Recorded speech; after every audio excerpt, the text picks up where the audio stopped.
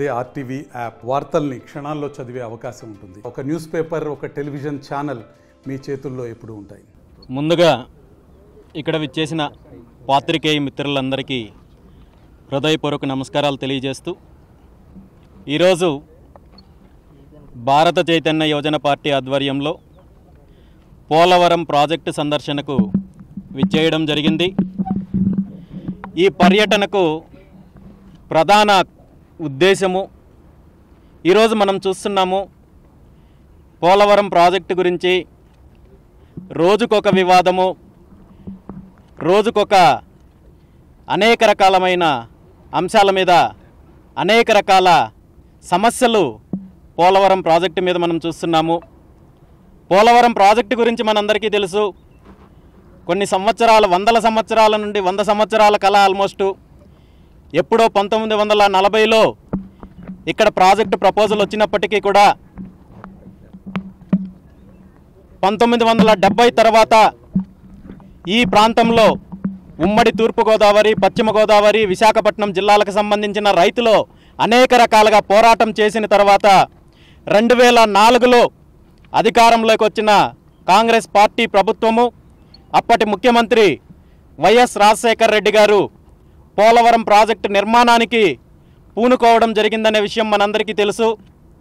ఆ రోజు సుమారు 8,500 కోట్ల బడ్జెట్తో ఈ ప్రాజెక్టు రూపకల్పన జరిగితే లక్షలాది ఎకరాలకు సాగునీరు కావచ్చు, అదేవిధంగా 3 ఉమ్మడి జిల్లాలకు తాగునీరు కావచ్చు, అదేవిధంగా హైడ్రో ఎలక్ట్రిసిటీ ద్వారా కావచ్చు, రైతాంగానికి ఈ 3 ఉమ్మడి జిల్లాలతో పాటు రాష్ట్రానికి అనేక రకాలుగా ఆర్థికంగా అభివృద్ధి చెందడానికి అవకాశం ఉన్న పోలవరం ప్రాజెక్టు గత 20 సంవత్సరాల నుండి ప్రభుత్వాలు మారుతున్నాయి, ముఖ్యమంత్రులు మారుతున్నారు. ప్రతి సంవత్సరము వేల కోట్ల రూపాయలు బడ్జెట్ పెరుగుతోంది. పోలవరం ప్రాజెక్టుకు సంబంధించి 8,500 కోట్లతో బడ్జెట్ మొదలైన పోలవరం ప్రాజెక్టు 2011-12కి వచ్చేసరికి దాన్ని 16,010 కోట్ల రూపాయలు బడ్జెట్ ఎస్టిమేషన్ తీసుకొచ్చారు. ఆ తర్వాత 2013-14కి వచ్చేసరికి 20,398 కోట్లు అన్నారు. ఆ తర్వాత 2018కి వచ్చేసరికి ఏకంగా 55,548 కోట్ల ఎస్టిమేషన్ అన్నారు. మరి 2018 నుండి ఈరోజు 2024లోకి వచ్చాం. ఈ 6 సంవత్సరాల్లో మళ్ళీ ఎస్టిమేషన్ ఎంత పెరుగుతుంది? మరి ఈ 2005 నుండి 2024 వరకు ఇప్పటి వరకు ప్రాజెక్టుకి పెట్టిన డబ్బులెంత, పూర్తి చేసిన పనులెంత అనే దాని మీద తీసుకుంటే అనేక రకాల వివాదాలు నడుస్తున్నాయి, అనేక రకాల గందరగోళాలు నడుస్తున్నాయి. ముఖ్యంగా ఈ ప్రాజెక్టు ఏదైతే డీటెయిల్డ్ ప్రాజెక్ట్ రిపోర్ట్ తయారు చేసినప్పుడు ఇచ్చిన ప్రపోజల్స్కి పూర్తి విరుద్ధంగా పనులు జరిగాయి అనేది ఈరోజు అనేక రకాలుగా ఇంజనీరింగ్ నిపుణులు చేస్తున్న ఆరోపణలు. ముఖ్యంగా ప్రాజెక్టు మొదలుపెట్టేక ముందు ఏదైతే స్పిల్వే ద్వారా స్పిల్ ఛానల్ మీదుగా వాటర్ని డైవర్ట్ చేసి ముందుగా కాపర్ డ్యామ్ నిర్మాణం జరిగిన తర్వాత డైవర్ట్ చేసిన వాటర్ మళ్ళీ కన్స్ట్రక్షన్ జోన్లోకి రాకుండా ఏదైతే ఈ డౌన్ స్ట్రీమ్ కాపర్ డ్యామ్ 2 పూర్తి అయిన తర్వాత డయాఫ్రమ్ వాల్ నిర్మించాల్సి ఉన్నా కానీ ఆనాడున్న ప్రభుత్వము ఈ ప్రమాణాలు ఏవి పాటించకుండా కాపర్ డ్యామ్ నిర్మాణాలు పూర్తి కాకుండా డయాఫ్రమ్ వాల్ కట్టడం వల్లే ఈరోజు పూర్తిగా ఇప్పటి వరకు పెట్టిన ఇన్వెస్ట్మెంటు, దాని మీద జరిగిన పనులన్నీ కూడా డ్యామేజ్ అయ్యాయి అనేది విషయాన్ని ఈరోజు అధికారులు కాకుండా దీనికి సంబంధించిన నిపుణులు చెప్తున్నారు. అదేవిధంగా ఈ డయాఫ్రమ్ వాల్కి సంబంధించి అనేక రకాల వివాదాలు ఉన్నాయి.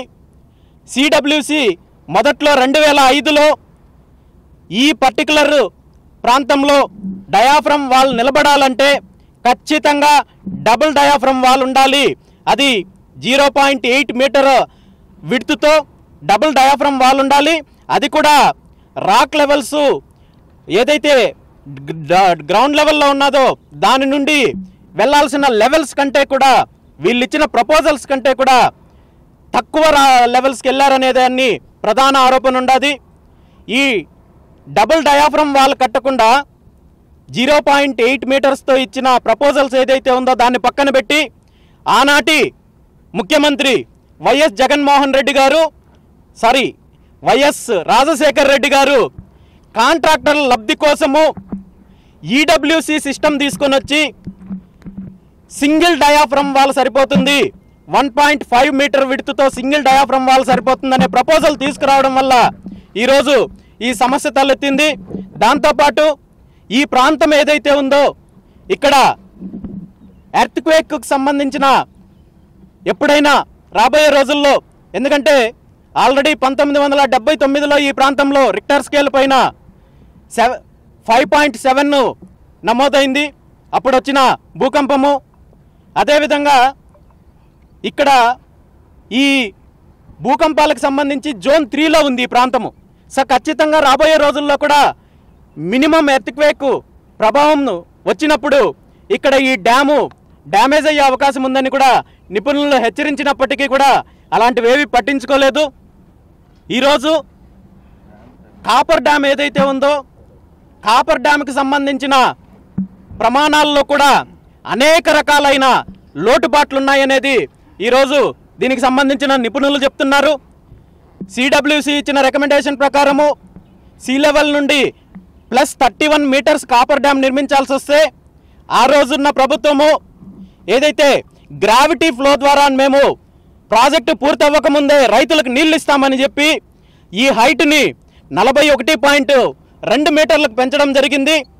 కానీ 31 మీటర్ హైటు వచ్చినప్పుడు గ్రౌండ్ లెవెల్లో ఏదైతే ట్రీట్మెంట్ గ్రౌండ్ లెవెల్లో చేయాల్సిన ట్రీట్మెంట్ 30 ఫీట్ వరకు నీళ్ళు ఇస్తామని చెప్పి ఈ హైట్ని 41.2 మీటర్లకు పెంచడం జరిగింది.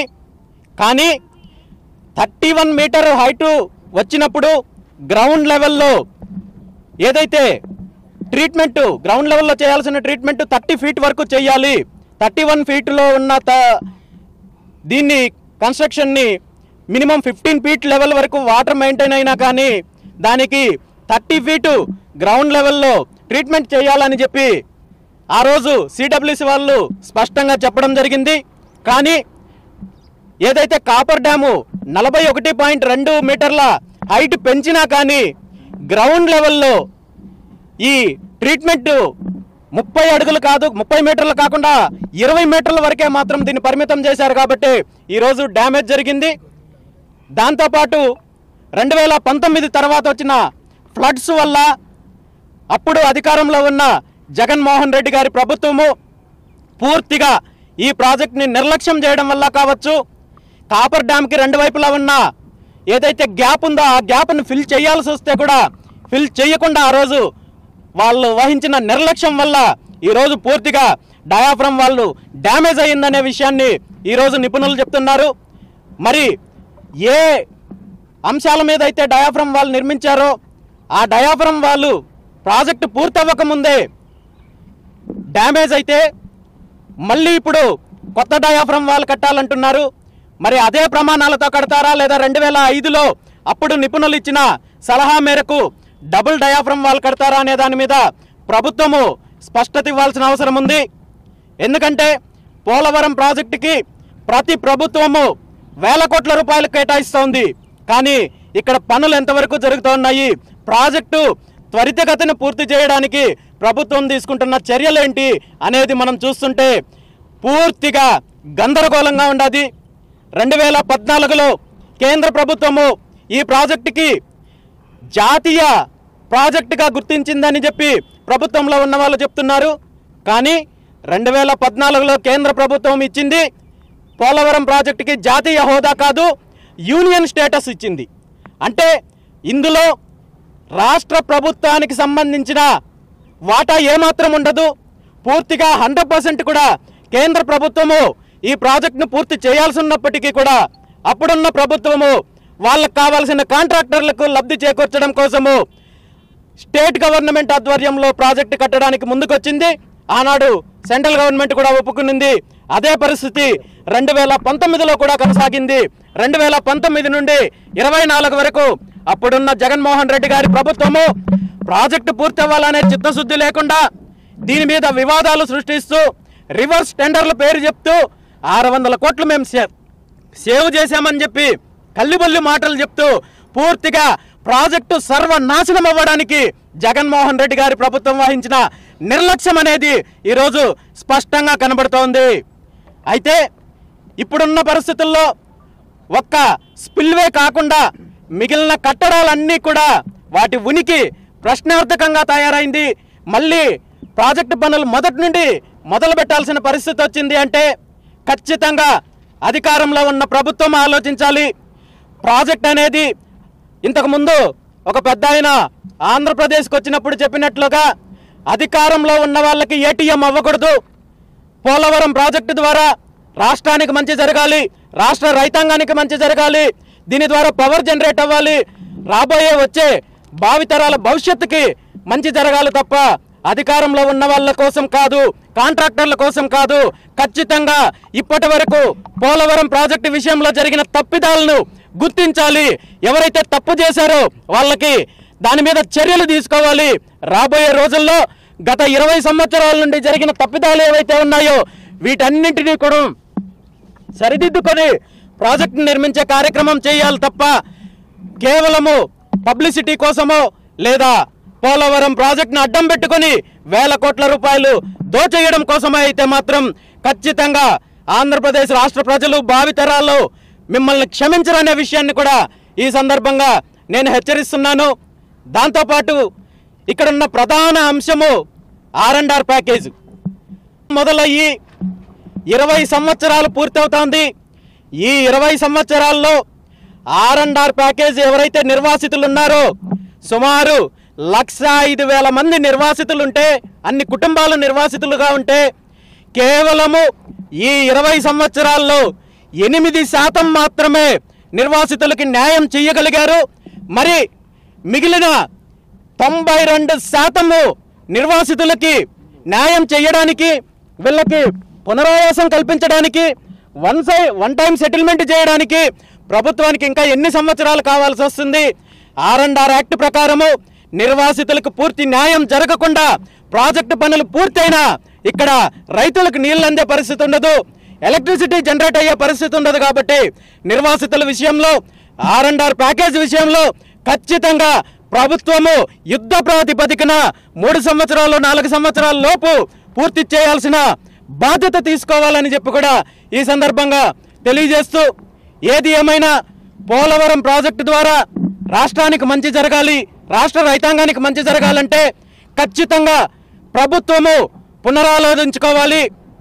ఇక్కడున్న డిజైన్స్లో ఉన్న లోపాలు కావచ్చు, సాంకేతిక సమస్యలు కావచ్చు, ఈరోజు ప్రాజెక్టుకి సంబంధించిన ట్రాన్స్పోర్టేషన్ విషయంలో 2012లో ప్రపోజ్ చేసిన డ్యామ్ ఏదైతే ఉందో ఆ డ్యాము బడ్జెట్ ఆ రోజు 90 కోట్లు తీసుకుంటే కేంద్ర ప్రభుత్వం దీన్ని యూనియన్ ప్రాజెక్టు కింద తీసుకున్నప్పుడు ఈ 90 కోట్లు చెల్లించడానికి ముందుకొచ్చిన ఆ డ్యామ్ పూర్తి చేసే పరిస్థితి కూడా లేదు. ఎందుకంటే అప్పుడున్న పరిస్థితుల్లో ఈ డ్యామ్ని ఐకానిక్ డ్యామ్గా తీసుకురావాలి, ఐకానిక్ బ్రిడ్జ్గా తీసుకురావాలి, దానికి 450 కోట్లు కావాలనుకున్నప్పుడు దీన్ని కేంద్ర ప్రభుత్వం తిరస్కరించడం జరిగింది. ఇప్పుడు ఇదే స్పిల్వేని ట్రాన్స్పోర్టేషన్కి వాడుతున్నారు. హెవీ వెహికల్స్ స్పిల్వే మీద వెళ్తున్నప్పుడు ఖచ్చితంగా మరిన్ని వీడియోస్ కోసం ఛానల్ ని సబ్స్క్రైబ్ చేయండి, లేటెస్ట్ అప్డేట్స్ కోసం వాట్సాప్ ఛానల్ ని ఫాలో చేయండి అండ్ లింక్ డిస్క్రిప్షన్ లో ఉంది.